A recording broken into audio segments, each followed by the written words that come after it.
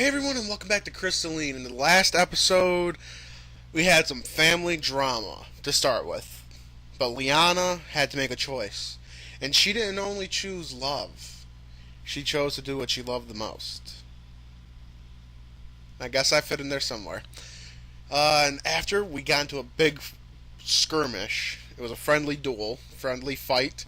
And we basically exhausted ourselves by channeling all four elements. It was badass. If you want to go check that out, it's in the description below. Well, no, it isn't.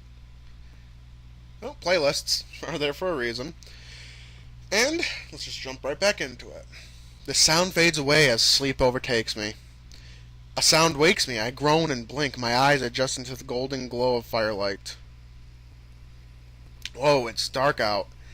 I groan, sitting up on top of my bedroll. Someone must have moved me, but I didn't notice. How long was I out?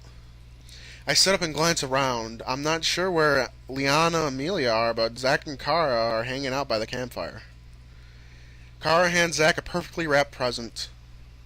Hey, I got you something. Zach blinks. Got me something. Hey, we were part of this, if this is what I think it is. She grins and nods. I keep quiet, watching the scene unfold. I don't think they realize I'm awake yet. Zach tilts the present from side to side, curious, then he shakes it. Hey, be careful! Why? What's inside? You have to open it and see. He shrugs and tears apart the wrapping paper without mercy, reminding me very much of a little kid on his birthday. He pauses. Kara grins in anticipation. Zach stares down into the box. What am I even looking at? Where's the present? Kara puts her hand on her hips. You're staring at it. He continues to stare. Wow. I try to be thoughtful and get you a present, and this is how you react? Zach's cheeks turn red as he sheepishly replies. Oh, right. Thank you. This is great. Kara pouts. You don't even know what it is. Zach doesn't answer. It's a wind ring. Zach stares at her blankly. When you turn it on, it gives you targets you can shoot. As soon as Zach hears the word shoot, he immediately perks up. He gingerly takes the sphere out of the box and inspects it. That actually sounds pretty cool. I know. That's why I got it. Zach sets the sphere down and presses the button in the center. There's a low mechanical noise, followed by a whoosh of wind. He readies his discharges as the targets materialize. In a flash, Zach shoots through each ring, dissolving them in air. He grins, satisfied, spinning his discharger in triumph. Oh, that looks fun. He looks at her. You wanna try? She nods. He hands her the discharger. She holds it awkwardly but nods to Zach. He pushes the button and another set of rings appear. Kara squints one eye as she lines up her shot. When she pulls the trigger, she doesn't expect the recoil and she ends up shooting wide. Her next few shots don't fare much better. Zach laughs at her attempts, to which Kara pouts. No fair. I've never used one of these things before. Here. Zach goes to move behind her and wraps his arms around her. He molds his hands around hers. Kara beams, her cheeks pink. Zach's voice is a low murmur by the ear. You have to hold it up like this. He lifts her hands up, aiming to discharge her straighter. Kara's eyes sparkle. Oh, She sinks her shoulders into his broad chest. I see. Oh, jeez. I don't want to watch this anymore. I scramble off the bedroll. Funny enough, I actually been in this situation before, but not with a gun. With a bow and arrow. I was senior year, I believe. We were doing archery. Weird things you do at a Catholic school. And that was actually one of the best shots. I was great with a bow and arrow. Because I did archery on my free time. I read the Hunger Games and got really, really into it. True fact. And I was doing archery on my own at my house. And when we were doing archery in school, I was a great shot. And this girl, I had a crush on her, and we kind of had a thing. Sort of. We both had the same feelings, but neither of us went for it, fearing the friendship would be destroyed. And I remember doing the same thing Zach does to Kara, just holding her there and helping, just like molding the body kind of thing. And it was very sensual. And we both knew it was, but moment gone. So, lesson learned, folks. If you have a moment, take it. Because you never know when you're going to regret it. They blink in surprise. Oh, hey. His face turns beet red. How are you feeling? A bit nauseous, to be honest. Carl laughs and Zach's face turns even redder. I walk away looking for anything else to focus on. Oh, come on. The main character, you get all lovey-dovey with Liana and no one else bats an eye. You see them getting lovey-dovey and you act like a fucking 5-year-old. I notice Amelia sitting under a tree, flipping open a book. Liana sits with her, looking over her shoulder at the pages. The colorful cover catches my attention. Hey, guys. Liana looks up at me. Oh, you're awake. How are you feeling? Better. That's good. That is pleasant news indeed. My nose itches. I nod. How's your character book? Amy looks up at me with shining eyes. Surprisingly enlightening. Of course, it's riddled with factual inaccuracies, but the character interactions are fascinating. It has greatly changed my view on these sorts of novels. Glad to hear it. Liana and I have been exploring this fascinating fictional world together. Liana smiles fondly. Yep, it's been fun getting to hang out together. I wonder what would happen if we got on the hentai. Liana pushes herself to her feet and pulls me aside. Let's go talk. I nod. We leave Amy to reading and sit down a little further away. I'm sorry I fell asleep earlier. She shakes her head dismissively. Don't worry about it. You seem like you really needed it. I guess I did. We fall quiet for a second. Our training earlier today. You've gotten a lot stronger. Yeah. I've taught you everything I can at this point. I pause. Does that mean no more training?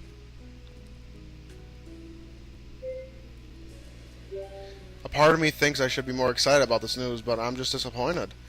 Even though the early mornings are tough and get my ass kicked most of the time, having that alone time with Liana has been really nice. So we aren't going to have any more training sessions together? She laughs. You're not getting out of training that easily. We'll continue practicing to make sure you hone your skills. But now that you've progressed so quickly, I foresee our sparring becoming even more evenly matched. And with your multi-elemental casting, well, I'll also be challenged and looking to improve my skills too. There's an excited glint in her eye. I think she's looking forward to a challenge. That sounds, dirty. Let's go with it. I think all those times Liana knocked me on my butt while I was learning how to cast. Oh, how the tables have turned. I look forward to finally seeing you on your back. Liana's face goes red. How can you so casually just say something like that? Huh? Say what? She fidgets with her clothes. Why is she getting so nervous? Ah, we're playing the idiot. Isn't that the way to win a spar by knocking your opponent to the ground? They'd be on the ground, on their back. Oh, that's what you meant. No, it wasn't. Yeah, unless I'm missing something here. Liana's face becomes even more red. She smacks me hard on the back. She's got a dirty mind. Of course not. That's what I meant too.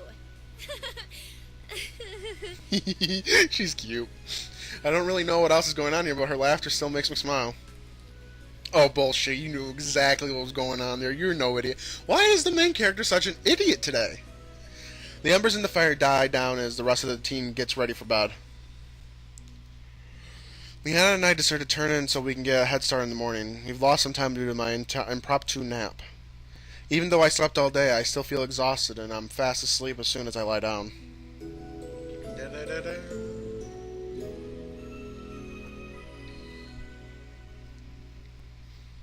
My body feels achy and sore the next morning. I groan but push past the pain. I haven't felt this sore since we first started traveling. We have a quick breakfast and clean up the campsite before resuming our travels. We continue to practice with Liana and my teammates, and I slowly seem to be getting better at grasp of multi-element casting. Each time I have to be more careful with how much energy I use. My body feels fatigued after each battle, but I'm careful to make sure I don't reach the same level of fatigue as the first time I tried casting all the elements. After another 3 days journey, the landscape changes from green to trees to dry sand. The heat burns my skin. I can feel radiating off the sand. A part of me really wishes back north were the cold again. The sun only intensifies the heat steaming up from the desert sands. I let out a grateful breath as we near the city gates. 2 guards stand to watch the entrance. Their deep caramel skin contrasts with their white tunics. As we draw near, they watch us warily, acutely aware of our different garb, but they allow us to pass. Oh, wow, Middle Eastern style village. I highly doubt we're going to get any CG, so this is amazing. I love that style of building. I have a hard time drawing it, and I love it so much. Oh, those domes. I love that style. Instead of the higher structures of Havengard, the buildings of Meja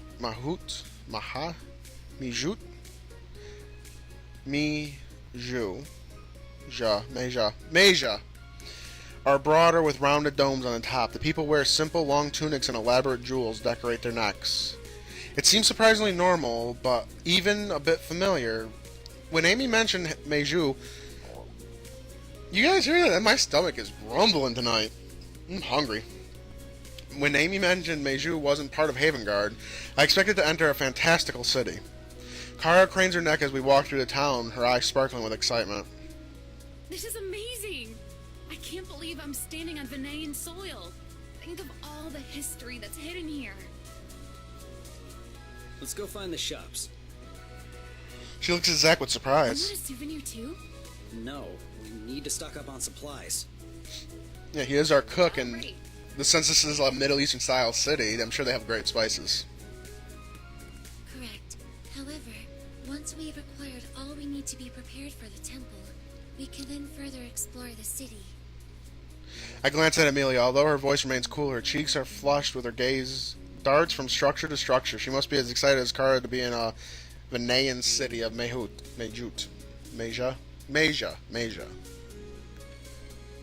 It is getting late in the day, though.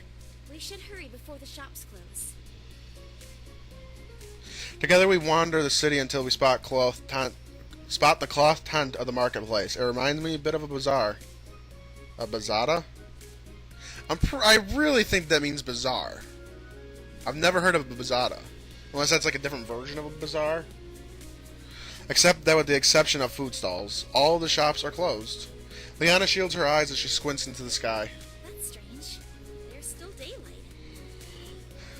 We continue to walk through, hoping to spot an open store, but the streets are eerily quiet and empty. We reach the main square and finally spot crowds of people bustling about.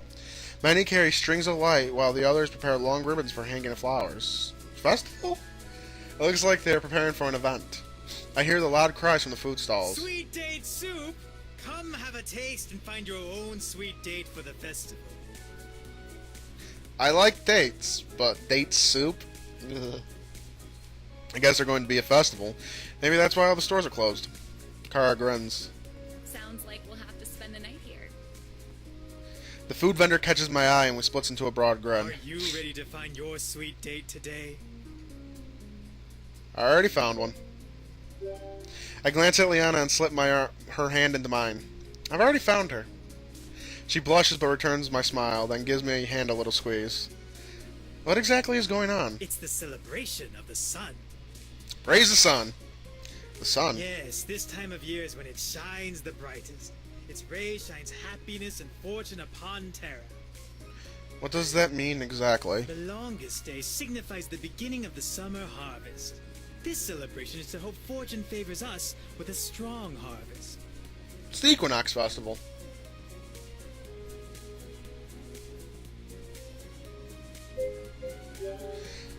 Where will the festival take place? Town Square will hold the contest, but all of Major will be decorated. Major. Preparations are currently underway. Asia. Alright, well, thanks for the info. I turn back to the team.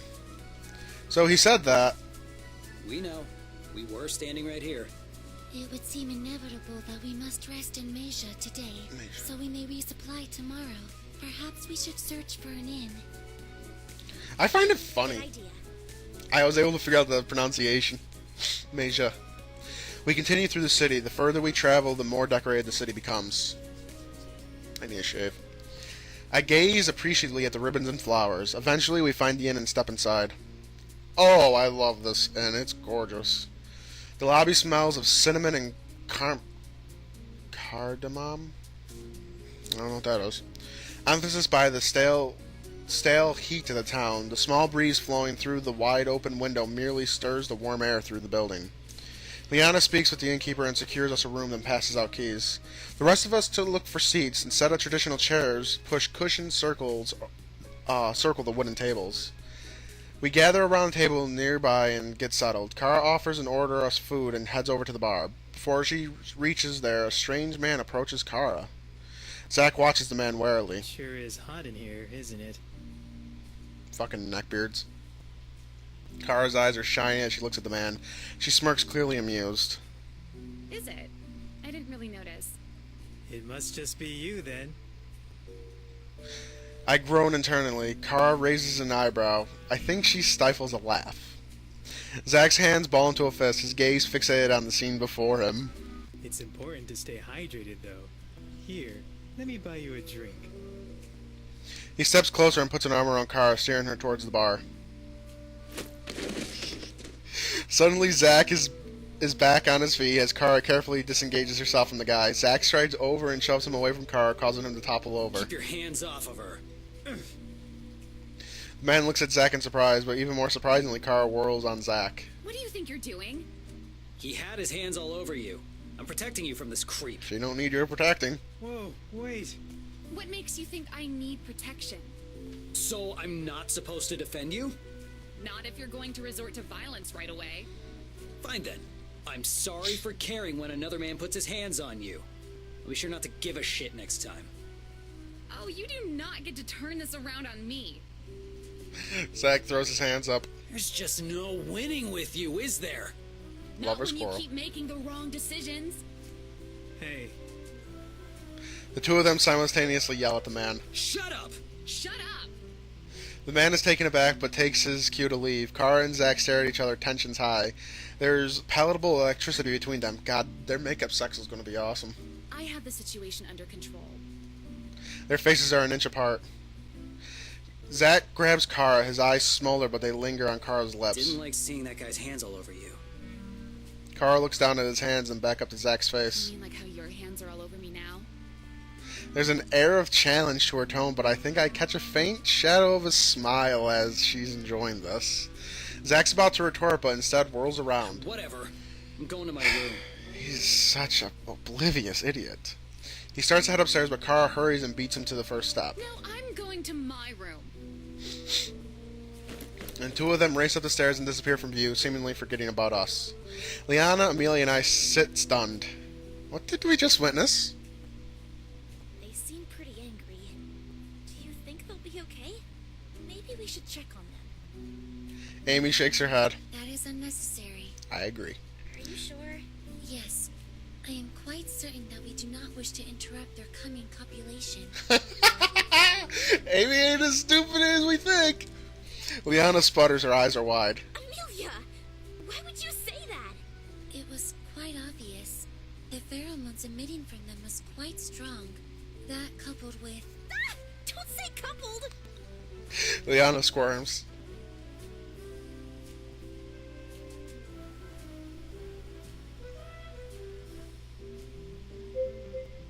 I'm gonna play the curious one. I don't wanna go weird. Amy's even more eagle-eyed than I expected. How did you notice any of that? Although, perhaps the most obvious sign of their impending coitus was Zack firmly gripping Kara's buttocks as the two climbed up the stairs. Liana jumps to her feet. Okay, that's enough of that. I need to go be productive. Or something. A small shudder shivers down her spine as she shakes her thoughts. You know, why is it like... We've seen she can be flirtatious. But all of a sudden, when sex is brought into the thing, she gets so... prudish. I hate using that word, but... It's like, ew, it's like when girls are little, when like cooties and that kind of shit, like, ew! It's like, it's natural. Sex is natural. That's where babies come from.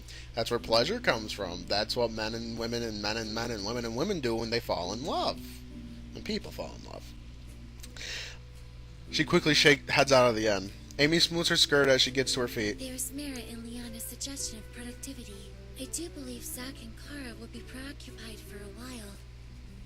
Is it weird when you put it that way? I, too, shall be productive. Or something. Amelia confidently strides out of the inn, leaving me sitting alone at an empty table. Oh, I don't just want to sit here alone. Who do I want to go hang out with? Ha! Let's go find Liana. I race out of the inn and catch up with Liana, who's heading towards the square. Hey, Liana! She turns around. Was getting a bit weird in the inn, wasn't it? Just a little bit. Where are you headed? I was thinking of going back to the marketplace. Really? Are you going to try to convince someone to open their shops? She That laughs. sounds like a lot of work and not a lot of fun. I thought it would be nice to try some of the local cuisine.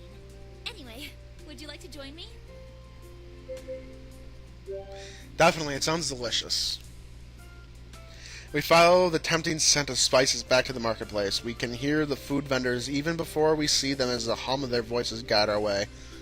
There's a variety of stalls selling all sorts of sweet and savory food.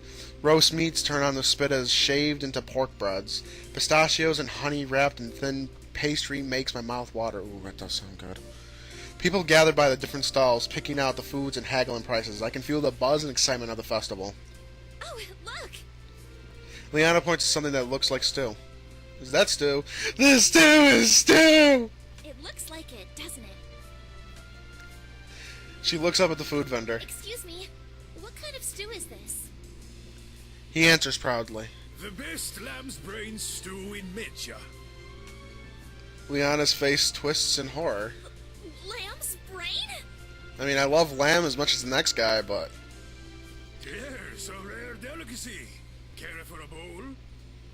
She hurriedly shakes her head. No, thank you.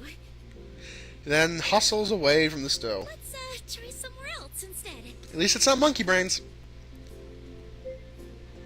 Good idea. Even though I didn't eat, that stew leaves a bad taste in my mouth. Yeah, that didn't sound so appetizing. Liana shudders. We continue browsing until we... In all honesty, I probably would try it in real life because I'm a very adventurous eater. Brains... I know you're not supposed to eat brains because it's like that's where like a lot of things can happen, like icky shit. But I would love to try it. Like I said, I'm an adventurous eater.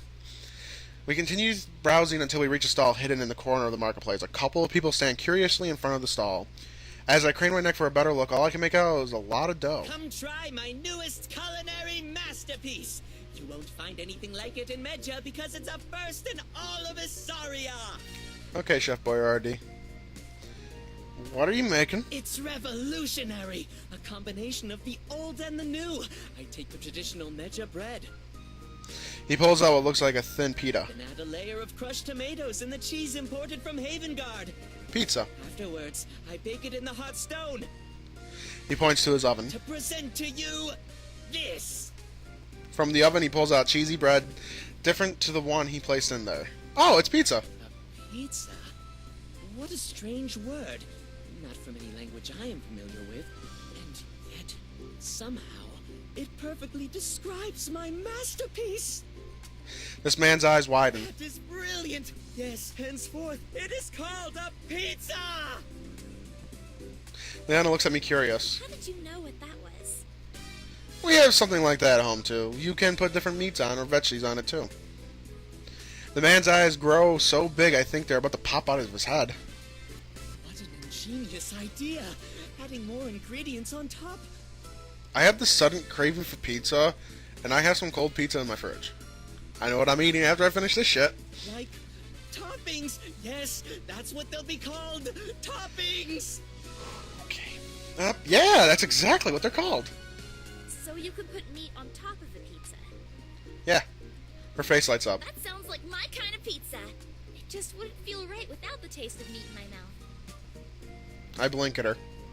She freezes out. Even this got me fucking stumbling now. Holy shit. She freezes, realizing what she just said, and her face reddens. I mean, I just really like to eat meat. No, wait. I mean, don't discriminate against types of meat, you know. Like sausages. No. Why did I give that example? She closes her eyes and takes a deep breath and tries again. Meant to say I'd like to add meat onto my pizza.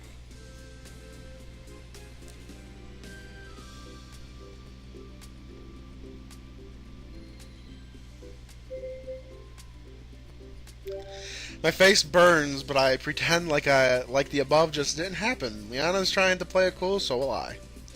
Meat on a pizza is very common, so it makes sense. So, what sort of toppings would you put on a pizza? Fuck you. Pepperoni's probably one of the more traditional toppings, although nowadays you can put all kind of different meats on there. Any kind of meat sounds like it'll be good. She blushes again. I think I'm done using that word for a lifetime. Please. This sounds like a great idea. Let's give it a try. You got pepperoni here? The man fumbles around the stall, searching for the ingredients as I suggested. He waits patiently until he preps the pizza and slides it into the hot stone. Once the pizza is baked, he carefully pulls it out, realizing the delicious fumes of the cheese and dough into the air. He cuts each a slice and plates it for us. Dig in. Liana moves lightning fast as she takes a bite of her pizza. She yelps softly. Carefully, she chews and swallows, and her eyes light up in delight. This is amazing! She gobbles the rest down. I could eat that entire pizza on my own. I once ate an entire pizza on my own. I definitely have before. Hey! I have something in common. Funny story, back in school, we used to order pizza every Friday. It was a senior thing. One time we accidentally ordered... We don't know if the place gave us too much pizza or we ordered too much. We basically, everyone in my class, I was only in a class of 19 kids. Like I said, Catholic school. We had I think 20 pizzas. We don't know how that happened. So we each had a pizza. I ate half of it and took the rest home and ate the rest by myself. I definitely have before. Pepperoni pairs very nicely with the cheese. What an excellent suggestion. As long as it's mozzarella. We finish our pizza, then continue browsing the stalls for the marketplace. There are a few more food stalls which almost seem familiar too, but they end up still being different. Liana slips her hand into mine as we continue to browse. I watch a few more people scurry by, carrying more decorations. So the festival that's happening today. She looks at me, her eyes sparkling. It looks exciting, doesn't it? I'm really curious to see what it's like. It seems like it'll be different than the ones in Havengard. Would you like to check it out together once it starts? She squeezes my hand with a wide smile on her face. I'd love to. Awesome. I give her a peck on the cheek. Once we're tired of everything we want to try, I decide to head out for a while, and Liana returns to the pizza stand. We promise to meet up at the end later today to go to the festival. I'm sure they're still fucking.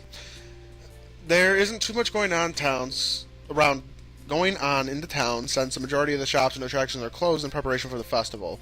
I pass what looks like a library and notice it's also closed. If Amy saw this, she'd be very disappointed. Actually, I spot a flash of pigtails in my peripheral vision. Amy? She spins around and looks at me. Oh, hello. So what's the plan for today? She blinks. I believe it was established that we would rest today and resupply tomorrow. Yeah, I meant what are you going to see now? I see. My plan was to search for a library or museum. However, I have been unsuccessful in locating one which is open. Therefore, if something else piques my interest, I will then explore that further. Sounds like a good plan to me. Mind if I join you? I do not mind. We walk in silence as we take in the sights. People bustle about holding bouquets of flowers or strings of light as they prepare for the festival. You excited for the festival tonight, Amy? She nods. Indeed. I am excited to learn more about this town's culture. We walk a little further through the town. When we stumble across a giant archway, people bustle in and out. From somewhere inside, I can see a tall head of what looks like to be a giraffe. There are some signs scattered around the place detailing pictures of animals. It looks like there's some sort of zoo over there. Amelia's eyes light up with interest. This could prove to be most stimulating. Shall we attend? Really? You want to go to the zoo? She tilts her head. Is that so surprising? I just figured you would want to do something a little more scientific. Amelia I blinks. do, indeed, have scientific interests. I am most interested in learning about the biology and ecosystems that exist within this place. Why can't you just be a normal girl for once? Of course she does. Alright then, should we go? Should we get going? She nods and I follow her inside. At the entrance there is a fenced-off area where children are taking turns riding some kind of large bird. They're big enough to wear saddles, but they come in different colors. Bronze, browns, pinks, yellows, black, and silver. There's a line of children waiting to ride on. Please be a chocobo, please. Chocobos! I gasp. Chocobos exist? Amelia blinks. I do not know what you mean. I gesture to the birds. Oh, you are mistaken. Those are kankus. Kanka? She nods. Yes, they are flightless birds which were used as transportation in this land long ago. Chocobos. We navigate our way further into the zoo. I'm curious to see what other animals that are here. If they're similar to what we're back at home, or similar to what's back at home, or completely different. So far, I'm not recognizing any creatures. Amy keeps rattling off facts about each creature whenever we visit a new exhibit. She tells me about a few lizards that can breathe embers, some jackalopes, and some kind of serpent with golden spikes on its head. We make our way to a large open desert enclosure, and I can see a few rocks with some barren trees inside. An elephant is in its own enclosure, right next to it reaching up to a high tree to pull down some fruit. But I'm more interested in the monkeys. I wouldn't be. They're small with fluffy orange and white fur, reminding me of the dreamsicles. They blend in with the vibrant orange rocks and sand inside their enclosure. Amy's face is blank as a sheet, but I can see warmth twinkling in her eyes. These are desert monkeys. Oh? Yes, they have a distinctive call to warn their members if a predator approaches. I see. No, it's not. Feed the monkey. I notice there's a sign that we say we can feed them. There's someone selling food for the animals off to the side. I'll be right back. I buy some treats for Amy and me and to feed the monkeys. It looks like some sort of fruit. Here you go. I grin, handing her a bag. Oh, I thought we were giving it to the monkey. Amy blinks. Oh, thank you. This should be a most interesting experiment. Okay. You know, I am getting a little sick of the filler. I extend a piece of fruit out to a rather fluffy-looking monkey sitting nearby on a boulder. It turns its head, tail twitching. Its eyes light up as soon as it sees the food. Aw, hi, little fella. Monkey. The monkey chitters happily, bouncing closer. It takes the food from my hand and then munches on it with a wide grin. The other monkeys seem to realize we have food because they all start gathering towards us. I try to be fair and feed them all, but there are just too many. Hey, let's calm down for a minute. One of them leaps onto my head. Another crawls up my arm and onto my shoulder, grabbing some fruit from my hand. One of their tails tickles my neck, making me laugh. Amy opens her bag of fruit. The monkeys seem really like Amy. They start crawling all over her, squeaking and reaching for the food in her hand. She holds her regular blank expression, but her gaze is warm, like that she's playing with the pango. Did you know that these creatures live in packs? They have a leader who they will bring food and shiny objects to. Amelia seems content rattling off facts to me. Many of the monkeys seem to have their full attention on her. They let out tiny chirps as she feeds them. One seems rather intrigued by her hair because it hops onto her shoulders and sniffs at one of her bows. Her eyes light up. They are also quite cute. Ha, she's normal. Meanwhile, a nearby elephant eagerly sniffs about Amelia. She's just about... It must be looking for treats. The trunk reaches towards her and reaches around her torso. My apologies. I do not have any more treats.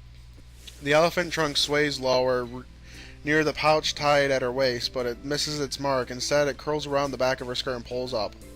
Amelia gasps. Her face burns a slight pink. Hey, hey! The elephant blinks at me. You stop that right now. Go on, shoot! Shame on you! I wave and gesture for it to go, but the elephant merely stares. I don't think it knows what I'm saying. I hastily pull out an extra treat from my pocket and extend it to the elephant. Look, see, you want this, right? The elephant lets out a small huff and releases her skirt. The trunk curls around the snack, and seems happy enough for now. Amelia is still blushing as she smooths out her skirt. Thank you for your assistance. Yeah, of course. I don't think it knew what it was doing, honestly. It's just wanted the fruit. Amelia nods. Just then, the elephant pulls up her skirt again. Okay, the elephant's a fucking pervert. Amelia's face tinges red and she squeaks, shoves the skirt down. She shuffles away from the elephant. Just immediately. I possess no more food. Ah, her voice is cute when she gets angry. The trunk continues to reach around her. Amy gently pushes it away and It huffs. is evident this creature is doing this on purpose. I try not to chuckle.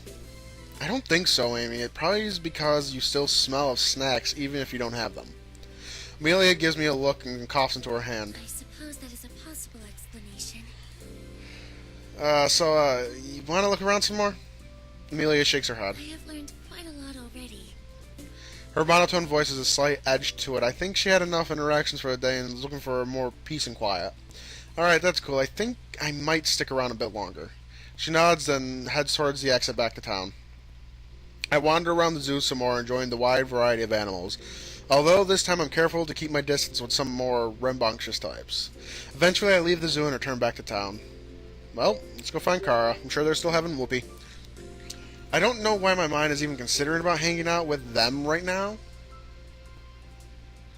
I wander around town for a while, watching as it slowly transforms from a quiet, plain storefronts to a city decked out in steams of golden ribbon and crystal lights.